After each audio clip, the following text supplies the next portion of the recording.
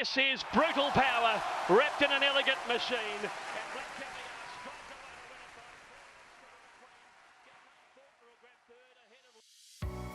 This video I'll show you how to use or create reports. In Prism we have three types of reports.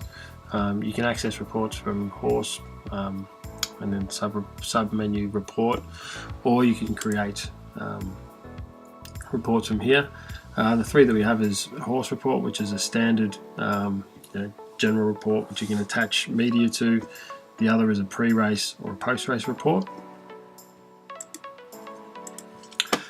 If you want to create just a standard report, click horse report, select your horse, enter whatever information you have here.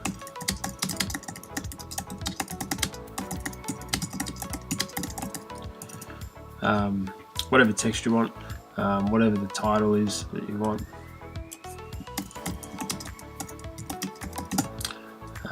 These banners will obviously be in your own colours and branding. However, you can also upload or change if you want.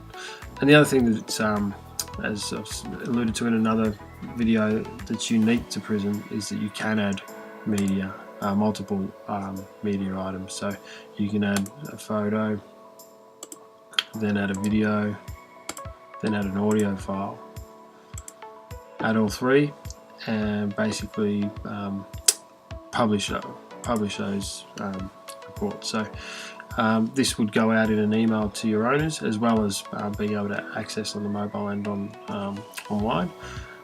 Your owners would get obviously their first name here. That's just a placeholder, but when that actually went to the actual owner, it would have their name.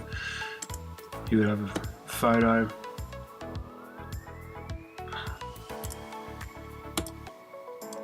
an audio. Still request to have the jumping out run some. Yeah, Coley went really well here. And also an audio file. Morning guys, Troy here. So that's general reports. The other ones that we have are called pre and post race reports. So if you go to the racing section, you'll see Bonanna here. You can click on pre-race report there. It'll bring it up.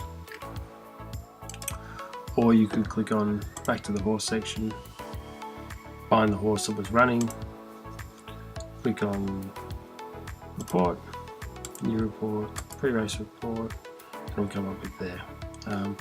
You can again add in multiple media,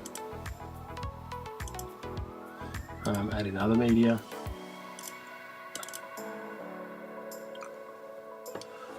add in an audio file, or even a document if you want. So if you've got a speed map, or if you've got any other sort of information that you want to add to enhance the owner's experience and what they're getting leading into races, you can do that there.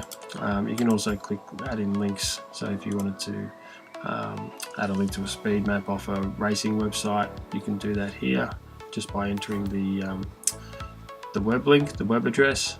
And what it also shows is all of the information in the horse, in the race.